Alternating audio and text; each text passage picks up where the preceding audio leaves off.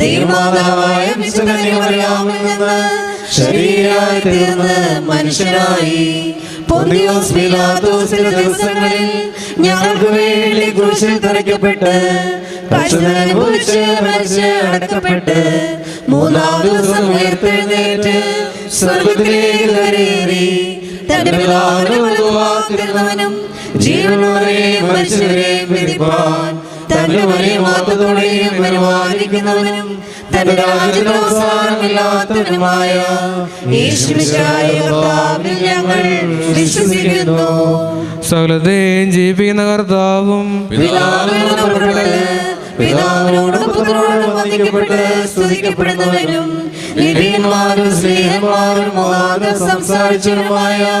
ജീവനും വിശുദ്ധിയുമുള്ള ഏകരുമായാലും കാതോലികവും സ്ലൈകവുമായ ഏകവിശുദ്ധ സഭയിലും